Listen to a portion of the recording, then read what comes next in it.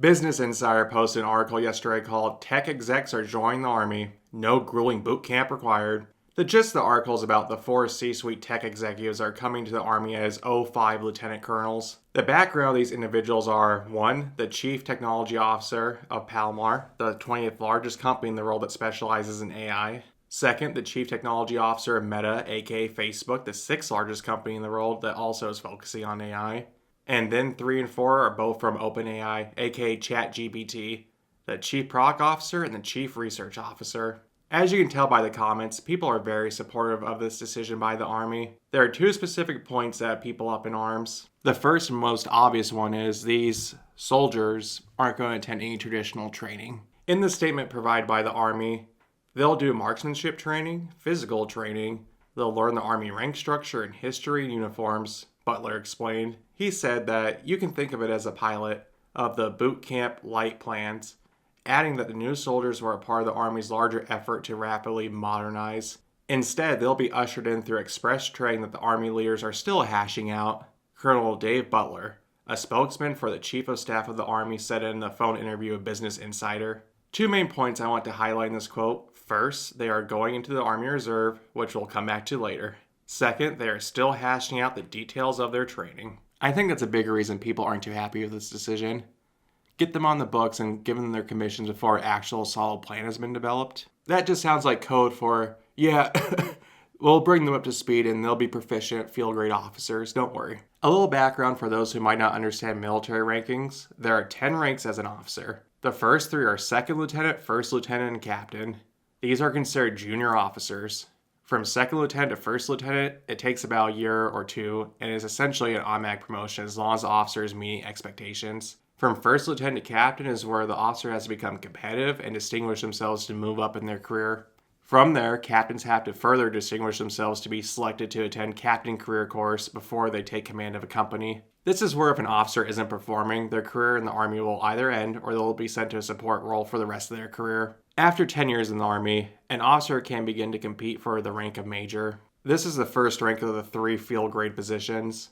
Majors typically serve as executive officers. After a minimum of 16 years in the Army and an above average performance and qualifications, officers have the chance to be considered for lieutenant colonel. If they have the opportunity to be promoted to this rank, then they have to go through another rigorous evaluation process to potentially take command. From start to finish, only about 6% of officers earn the rank of lieutenant colonel. That's the big point that's making service members upset.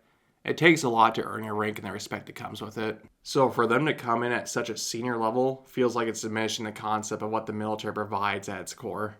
An equal playing field where everyone starts at the same point and is afforded the same opportunities to compete and excel for advancement. Now, to be fair, this isn't a completely new concept.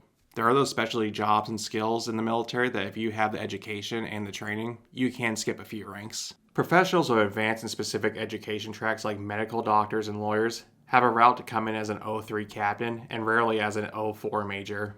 But there's still some formal military indoctrination for the process. There are those examples on the enlisted side as well. For example, if you come in with a bachelor's degree, you start as a specialist. Or there are those unique units like the Army Band where soldiers come in as staff sergeants. Before I share a story, I want to give a shout out to the Old Guard, of course. I couldn't help but notice when the article came out that the commissioning was done in C Hall and that the unit was in full ceremonial uniforms. I'm sure that was a fun time for the line companies that participated. Now, I did interact with 3 officers while I was in the Army that went through the direct commissioning process. But first, I want to focus on the enlisted side. Unfortunately, guys that come in as an E4 don't do very well as team leaders. The joyous times you experience as a private are so pivotal to formulate your own leadership style from experiencing the perspective of what it's like to be the lowest person on the totem pole and always having the shittiest assignments. The 3 officers I interacted with that skipped their lieutenant time definitely did not carry themselves with the same professionalism and confidence that a traditional officer has, which is so incredibly important to display as an example of what leadership and the standards should be.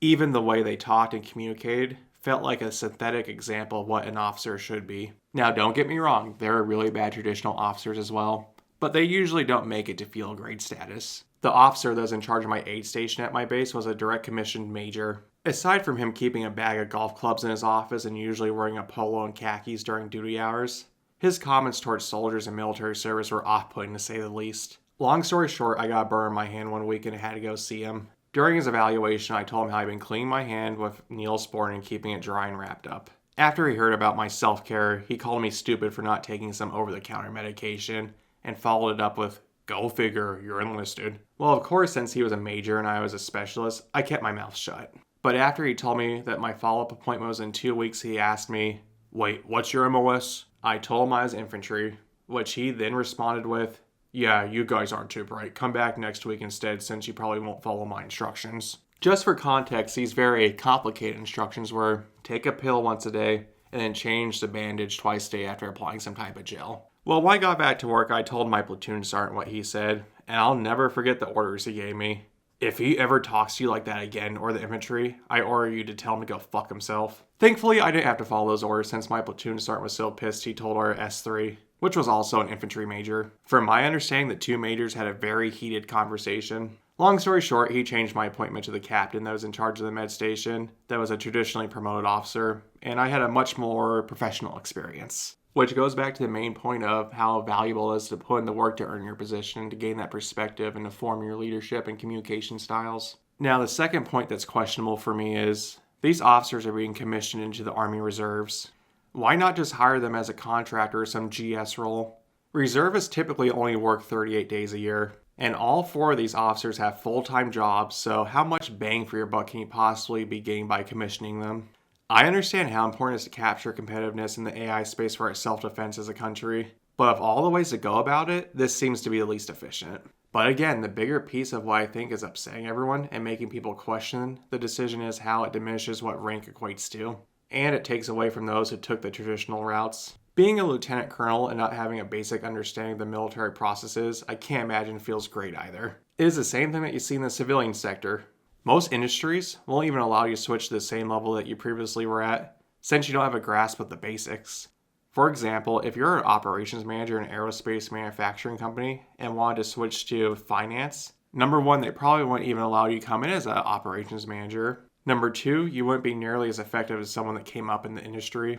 Sure, the soft skills might be the same, but not knowing regulations, labor law differences, or the infinite nuances between the two industries sets you up to fail since you won't be making informed decisions as a leader. Same goes from civilian to military roles, since the two couldn't be any more opposite. But that's enough metaphors for one video. Please leave a comment below what your experiences or thoughts are for people coming at higher ranks than what the traditional pipeline is. Don't forget to leave the video a like. Please leave the channel a subscription. Remember, take care of yourself, take care of each other. Till next time.